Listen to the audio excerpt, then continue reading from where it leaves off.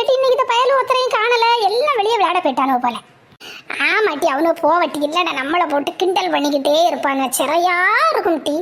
ஆமாட்டி சாமி, இவனை எப்படி கிண்டல் பண்ணிட்டே இருக்கானோ தெரியுமா பின்னாடி இருந்துகிட்டு. என்கிட்ட சொல்ல வேண்டியது நட்டி, எவன் டி அது கிண்டல் பண்ணது? அந்த ராம்கி பையன் தான். என்ன மாதிரி கிண்டல் பண்ணுதான் தெரியுமா? பிந்து நல்லா யாசதான் செய்ய, ஆனாலும் அவன் கேட்க மாட்டான் பத்துக்க. அவ்வளோ துமுறை அவனுக்கு. வருவான்ல, கிளாஸுக்கு வரட்டு, அதுக்கப்புறம் இருக்கு அவனுக்கு. இல்லாட்டி ஹோம்ஒர்க் எழுதிட்டியலாட்டி, அந்த மேக்ஸு 6வது கணக்கு மட்டும் எழுதவே இல்லாட்டி கொஞ்சம் ப்ளீஸ் டி தருவியலாட்டி நோட்டு. ஆமாம், ஒரு நாள் ஃப்ரீயாக இருக்கலாம்னா இந்த கணக்கு டீச்சர் மட்டும் எங்கே இருந்தாவது ஓடி வந்துடுவாங்க. அவளுக்கு ஏன்ட்டு இப்படி டீச்சர்ஸ் தான் என்ன பாடம் நடத்தணும்னு சொல்லியாச்சுல, ஆனாலும் ஏன் தான் இவ இப்படி இருக்கா அவ்வளோ. அவையே ஒரு ஆள் தான் கடமை உணர்ச்சியோட வேலை பார்க்காவ, அது உனக்கு பொறுக்காத. நீ எப்போ வந்தா? ஒரு வாரம் ஒன்று வெளுக்கையாட்டி போட்டிருந்து. ஆமாம், மூஞ்சிய பாரு, நல்லா வெளுத்து சோத்து தான் வந்திருக்கா. ஏட்டி எங்கே போனா ஒரு வாரம் லீவை போட்டுட்டு? அது எங்கள் சொந்த ஊருக்கு போனோம் டி. அங்கே போய் நிறைய நாளாச்சா, அங்கே ஒரு ஃபங்க்ஷன், அதனால தான் எங்கள் அம்மா கூட்டிகிட்டு போனாவட்டி. அது சரி, ஊருக்கு போயிட்டு வந்தா.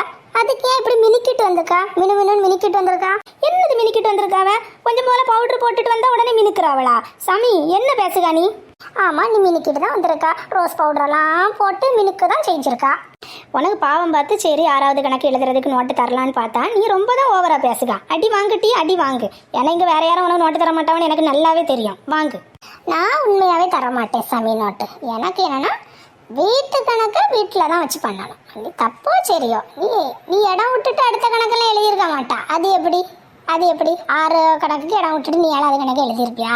கண்டிப்பாக எழுதியிருக்க மாட்டா. நீ போய் சொல்லுவா, நீ ஒரு கணக்குமே செஞ்சிருக்க மாட்டான்னு எனக்கு தெரியும்.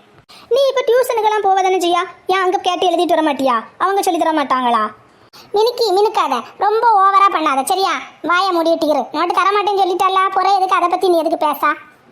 ஏட்டி சாமி, சும்மா இருட்டி. ஒரு டீச்சர்கிட்ட போய் கம்ப்ளைண்ட் பண்ணிட்டானா பிரச்சனை ஆகும். மினிக்குன்னு சும்மா அப்படி சொல்லாத. அவன் மினிக்கி தான், நான் எத்தனை தடவைனாலும் சொல்லுவேன் மினிக்கி. அப்படியா? சரி, நான் மினிக்கியாவே இருந்துட்டு போகிறேன். நான் மினிக்கிட்டே இருக்கேன். உங்கள் அம்மாட்ட நான் பேசிக்கிட்டேன். பேசி என்னதுனாலும் பேசிட்டு போ. ஏட்டி, உங்கள் அம்மைக்கு நீ எப்படி பயப்படுவா? இப்போ நீ இப்படி பேசுதா? நான் இப்போ பயறது மாதிரி இருந்தாதான் அவள் வேணும்னே போய் சொல்லுவா. இல்லைன்னா அவள் பாட்டுக்கு இருப்பா. என்ன பாரு சாமி, சரியான பொறாம பிடிச்சவளா இருப்பா போல.